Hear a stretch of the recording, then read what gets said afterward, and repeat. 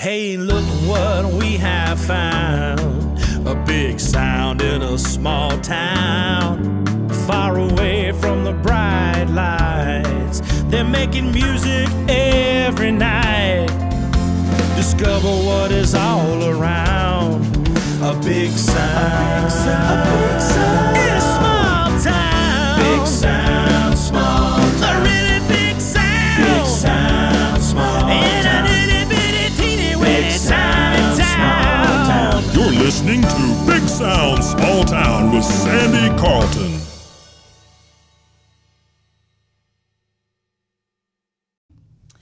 Hi, I'm Lynn Ferree.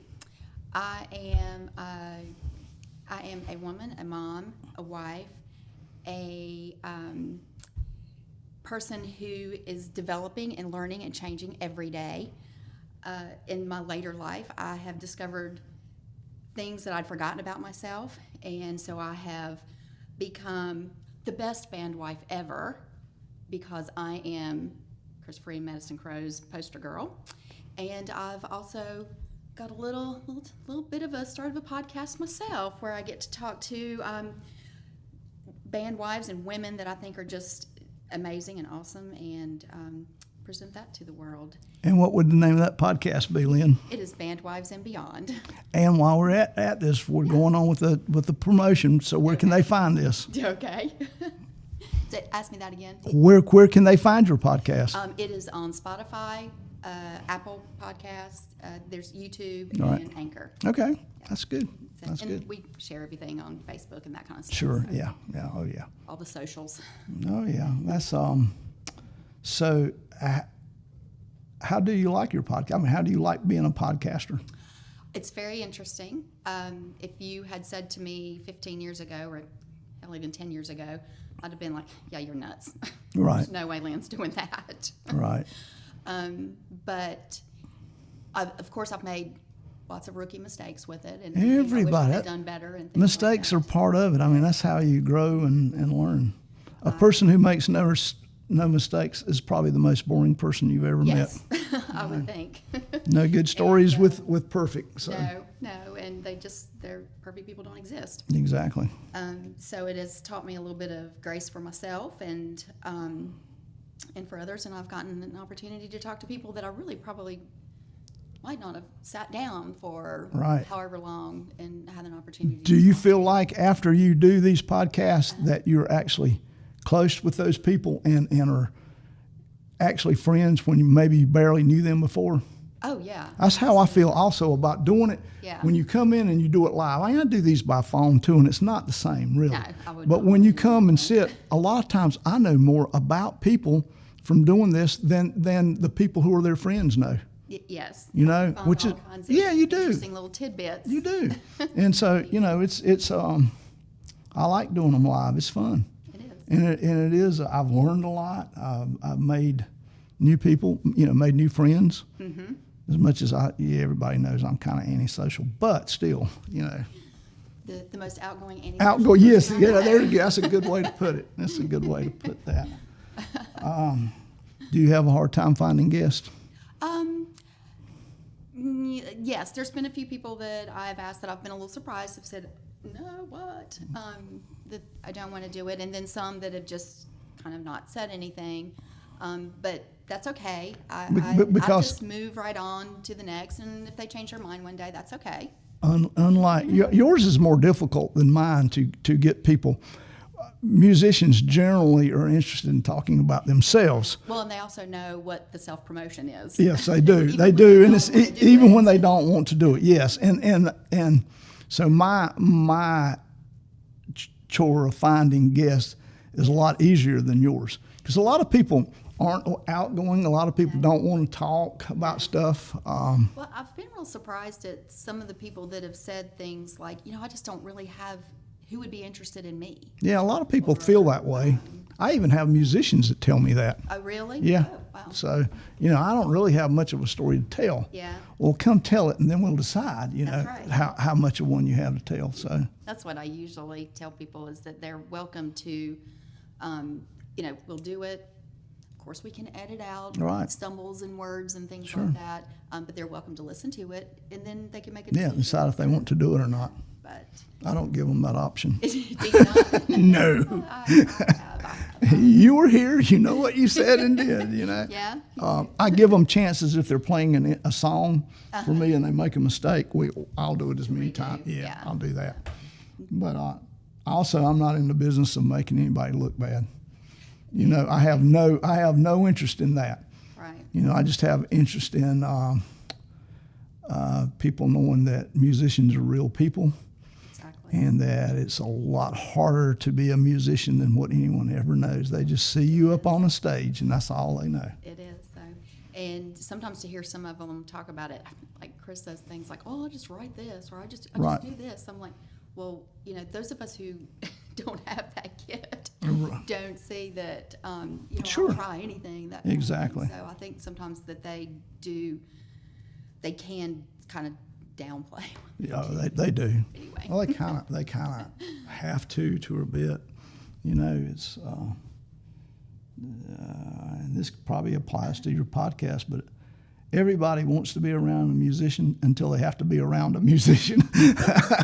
I would sure love to wake up and have somebody playing music or singing. Yeah, but it's not like it's always that way. Sometimes it's 3 o'clock in the morning and you're trying to sleep.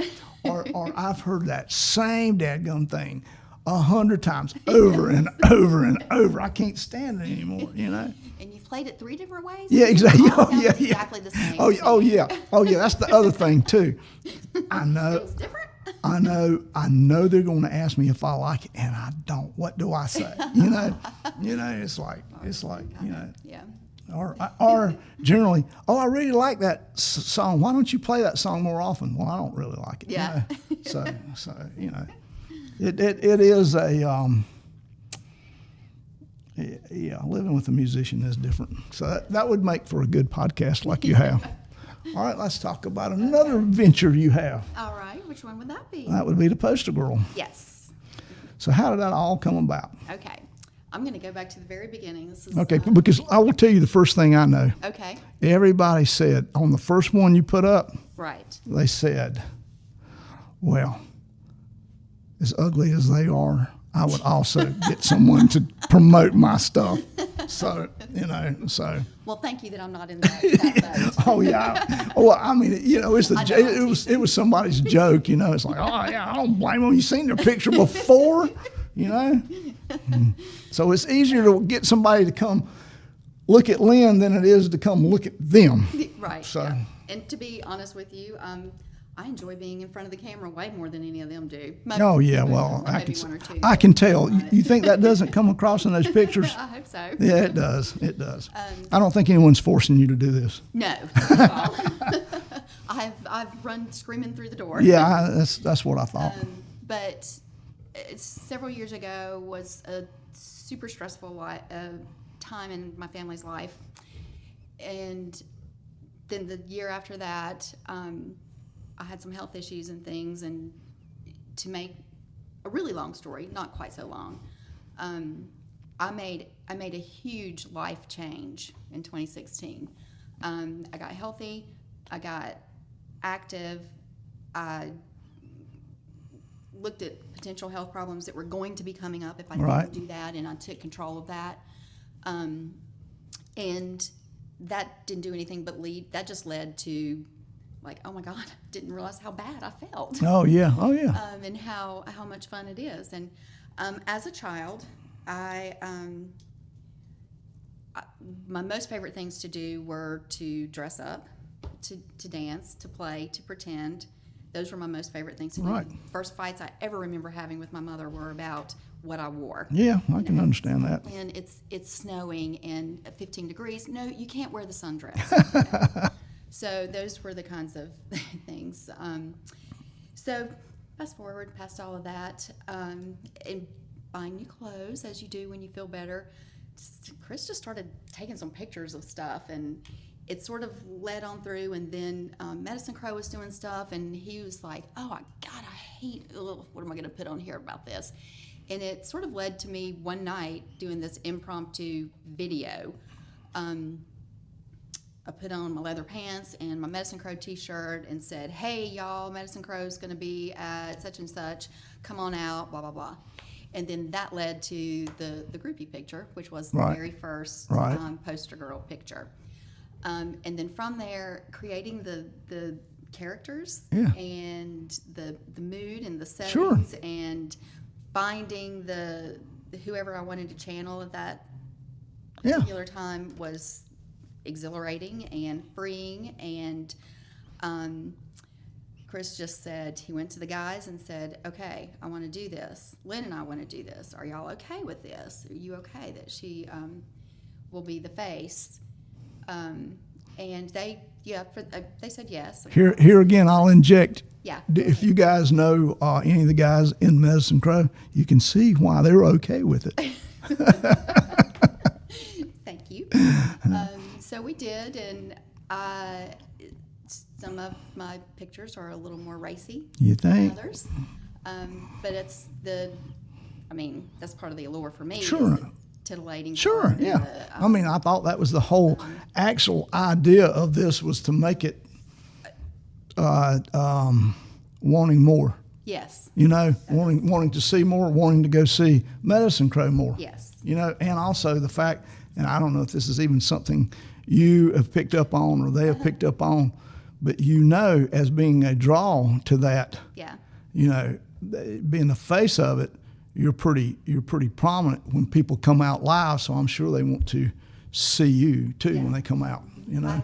I hope so. I've had a lot of amazing support and people who have said, "This is so great. I love seeing what you do." It's always, that kind of thing. And I even got to I didn't do this at first, but I got to the point that I am to the point where I try to somehow, I can't always wear the same outfit that I wore in the poster, but I try to events. Yes. Okay, that's cool. That's really cool. I do. So I try to at least take on that Persona for feel, okay. so to speak. So that part's been a lot of fun. And then I can't remember who first said poster girl. You might have been one of the first ones.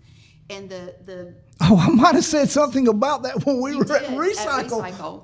I You may have said that. Yeah, so I did. that's actually where I forgot about we that. weren't calling me Right, poster girl right. Until you said that. Yeah, possibly. I forgot all about that. Yeah. So that's kind of where poster girl really Came was from. born, and that led to more pictures and Who website. who takes these pictures? Chris does. Chris does. And let me say first, I didn't add this part, but in 2020, so our friend Eric Kimbrell, Eric and Celeste are very, very good friends, and Eric asked me, I don't even remember how it came up. He was talking, because he does photography. He said, "God, do you ever want to have your picture made?" I'm like, "Hell yeah." So Was this during the time that he was shooting bands or individual musicians? before he It was had before started that. So Okay. this was like in August All of right. 2020. Okay. Actually, he probably asked me about it in March of 2020. So I said yes. So that started even more. That started, what am I going to do? I practiced taking pictures. I made Chris take pictures of me. Right. We looked through all of my wardrobe. Like, what am I going to wear? So that lit the fire, Oh, possibly? yeah, Okay. Yeah, it did. That lit the fire for sure. And Eric did. I mean, he made me look good. Yeah, Eric's a good photographer. Yeah, No, he had good material to work with. Understand, because he made my picture also. So he, He is. but yeah, but he is a fine photographer. He is. He is very good, and it did light the fire. And as I usually say to people, that Chris had to learn, because I can't live with Eric and Celeste. I mean, I would be living with them. Right, if, to do this, yeah. If I made Eric do my pictures. as Sure. much as I Yeah. wanted Oh yeah. to. Yeah. I mean, yeah. I And it's understand. been a fun time for Chris and I to collaborate, and it's opened lots of doors for us, and Sure. empty nesters and that kind of thing. Yeah. Now, so, Oh yeah. That is true. There comes a point in your life when. yeah. And that is good, because you've, I can't say this without it sounding wrong, but once you endure raising a family, Yes. which is a stressful thing in everyone's life, It is. it's almost like a new freedom as an adult now that you never had in your life. Exactly. That's with every empty nester. Oh yeah, you miss them when they first go, but then it's like, hey, I can actually now have a life and be who I am. Yeah, do what I want. I'm no longer. Don't have to be shut. Right, right, and I do not have to, it's not a real worry that somebody's teacher is going to see me doing something that, and that it's going to reflect on my kid, Right. Yeah, your kid's not going to be drawing a picture of you at exactly. Yeah. So I mean, that part of your life, if you envelop it and it can be a really wonderful time. It is. So, I mean, and I'll say, there's nothing good about COVID. Don't misunderstand anything that I'm saying. But that whole time when COVID hit and everybody was in such turmoil and it was just hard. For whatever reason, it became easy for Chris and I to sort of turn to each other, and we. Right. I think that probably spurred a little bit of this on too. Well, COVID, as bad as COVID was, it was great for my podcast. I hate to say that, but I went from just barely going as a podcaster to now having it in every 50 states and 33 countries. And the biggest part of it happened during COVID. Isn't that interesting? And I've learned that after COVID, I used to could run these things pretty long and people would listen to them. Right. But as COVID was over and people got lives, they would start the podcast but wouldn't finish it. But now I've learned to shorten them to meet. But I know. We're looking at 200 interviews later, to where you learn this stuff, just like you were talking about making mistakes. Yeah. The statistics or the stats, the analysis, whatever it is. All that stuff. Help to figure that out. Yeah, it does. Yeah, we're not as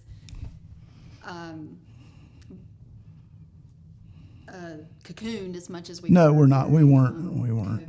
Yeah, I mean that was really. I had more time. Everybody had time during that time. Yeah, you did. And a lot of people developed a lot of stuff. So there's a positive to take away from it. And to this day, and to this day, I have not had COVID. Me neither. However, I was the sickest in November and December that I've ever been in my life. This past November and December? Yes. Yeah. I could not stop coughing. I coughed 24/7 for a month. Thought I was going to die. Had to get chest X-rays, all kind of stuff. Right. But I'm better. But I tested for COVID during that time maybe probably a dozen times and didn't have it. Negative every time. It was negative. It was a viral upper respiratory thing. Yeah, and you just hung on. Yeah. Well, I mean, hung on forever. Not that I know anything about any of this stuff, but stuff you don't know how things like that. You don't. Unfold and evolve and change. You don't. I mean, anyway. It's one of those things. Plus, I have not been sick 10 days in my whole entire life. So that was all new to me too. I had never been sick. I have lots of stitches, lots of broken bones, but I've never been sick. And it was like, I hate this being sick stuff. Yeah. And I would rather die than be this for too long. Yes. So. It is. And probably since I'm a baby about being sick, since I'm never. You're not a good patient. I am not. Donna said you're going to have to do something. Exactly. Yeah, I'm not. Get up and get out. Yeah, I'm not good at that. So, yeah. What else we need to know? Oh wow. Because we're going to do for listeners. This is going to be a two-parter. Okay. So, no. So let me end by saying this. There's a quote that I found actually back in April last year. And it was just something that popped up on, I think it came up on Pinterest or something like that. But I was like, oh yeah. And it said, be brave enough to be bad at something new. Right. And the person who said it is John Acuff, which didn't mean anything to me at the time, but that quote did. That quote meant a whole lot.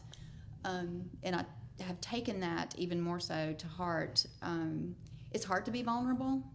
And sometimes I have a hard time being vulnerable about things and kind of putting myself out there. I've learned a lot, and I've learned that I enjoy putting myself out there.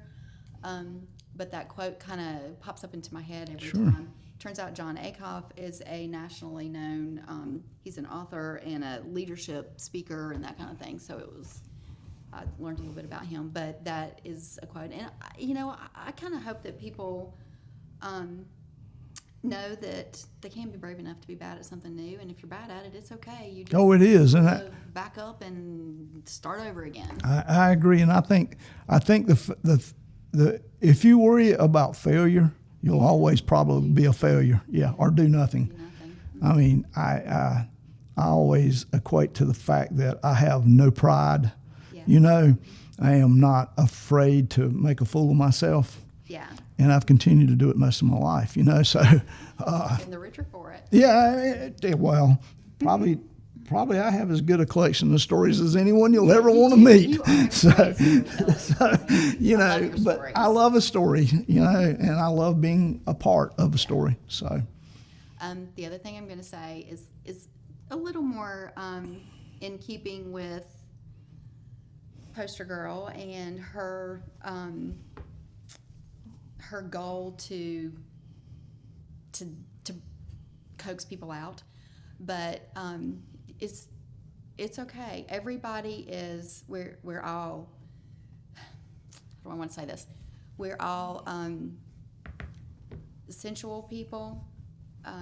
We're all emotional people, and don't be afraid to hide that part of yourself, and don't be afraid to share that part of yourself with anybody, and take it from somebody who knows that getting older is okay, and you never know what it leads to. Sometimes it leads to a lot more pleasure than when you were younger. So I will kind of disagree with getting older is better. It sucks from my side of it. Growing up a little bit. Yeah, yes, yeah, there are yeah. downsides. But I'm a good bit older than you are, so I can say that. Yeah. Thank you for coming and doing this. Yeah, you're welcome. Thank you for having me and asking me to do this. It was Been my pleasure, and I've learned a lot. wonderful. All right. All right.